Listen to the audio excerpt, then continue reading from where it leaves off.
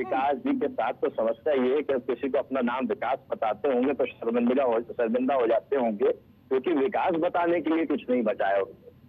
और दूसरी बातें ये जो है, ये अनर्गल बातें तो ये लेके आते हैं। भाई हम तो जोड़ने की बात कर रहे हैं, हमने पीडीए जुड़ेगा, पीडीए जीतेगा। जो भी समाज की मुख्य धारा से छूट गया है, अगर हम उसको मुख्य धारा से जोड़ने की बात कर रहे हैं, उसको एकत्रित करने की बात कर रहे हैं, तो इससे तकलीफ वाली बात क्या है?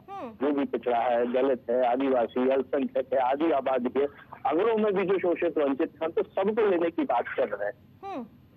इनको तकलीफ ये है कि इनके नारे केवल नारे तक रह जाते हैं।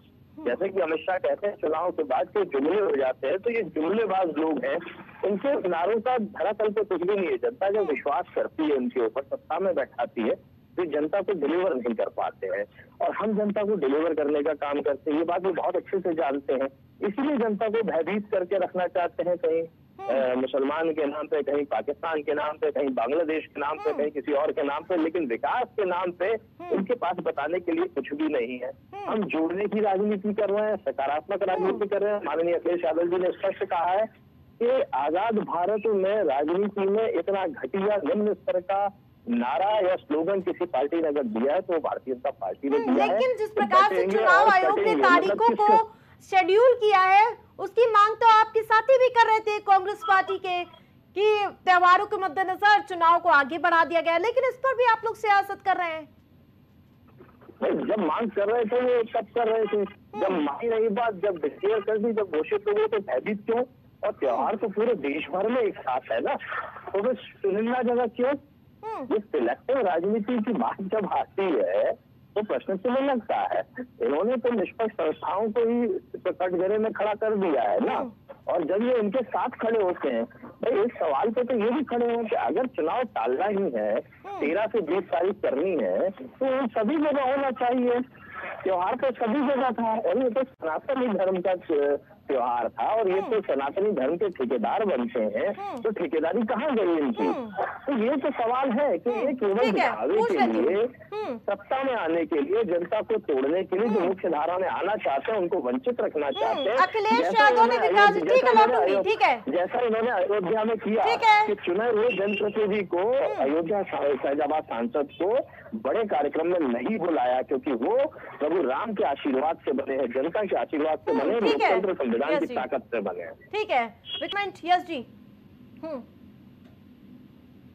देखिए हार और जीत पे इतना इंकार है तो लगातार जब से योगी आदित्यनाथ जी उत्तर प्रदेश के मुख्यमंत्री बने हैं, उपचुनाव का पूरा ग्राफ कीजिए ना।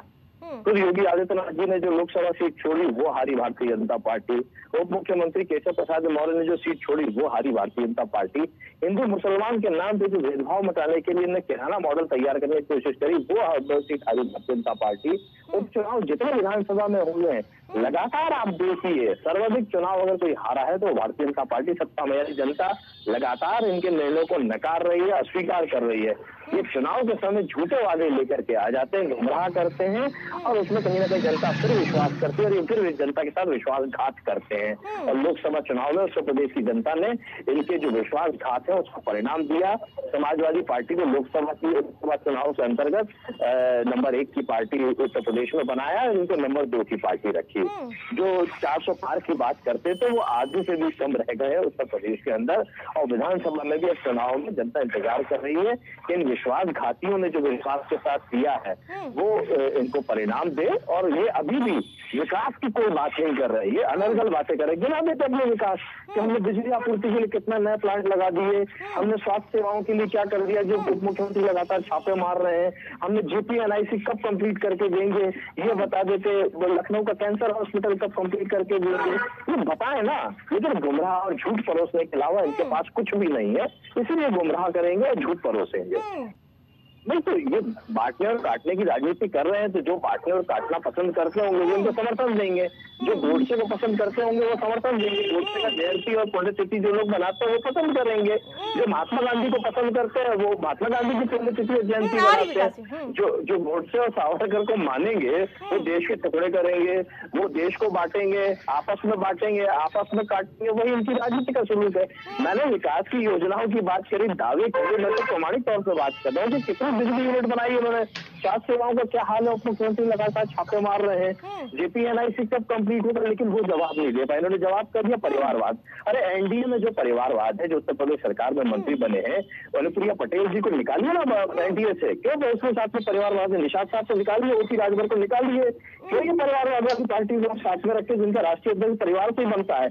आप विरोधी हो ना, स्वर विरोध के रखो ना। एक तरफ साथ रखते हो और राजनीति के लिए बदनाम करते हो परिवारवाद। अगर ये बयान आपको इतना ही नहीं खराब लग रहा है तो आप लोग उसी बयान में क्यों उलझे हुए नजर आ रहे हैं? ये नहीं समझ में आ रहा है। बटेंगे तो कटेंगे कि काट निकालते हुए लिखिए ना। बेरोजगारी इतनी उत्तर प्रदेश में, जंगल राज इतना है, वो ग्राफ लाइए ना। क्यों उसी बयान को आप लोग लिए पकड़े हुए बैठे हैं? हम इनके बयान को नहीं पकड़े हैं। नकारात्मक राजनीति हम तो सकारात्मक, हम तो जोड़ने की बात कर रहे हैं ना। इनसे तुलना है ही नहीं। हम तो पीडीए के साथ शुरू से काम कर रहे हैं और पीडीए ने हमको विश्वास दिखाया है। हम तो जोड़ने की बात कर रहे हैं। पीडीए जोड़ेगा, पीडीए जीतेगा। हम सकारात्मक राजनीति कर रहे हैं। जो भी शोषित वंचित है उसके हक अधिकार की बात कर रहे हैं। नौकरी में जाति जनगणना होनी चाहिए, हक अधिकार मिलना चाहिए। जो जिनको नहीं मिला है, जो हक अधिकार खा रहे हैं, आखिर जाति जनगणना से निकल के आएगा ना कौन किसी शैक्षणिक स्थिति क्या है, सामाजिक स्थिति क्या है, आर्थिक स्थिति क्या है। ये तो हर आदमी को वंचित रखना चाहते हैं। नोटबंदी से उन्होंने पूरे देश को परेशान किया। कौन सी उपलब्धि पाई नोटबंदी से? ठीक है।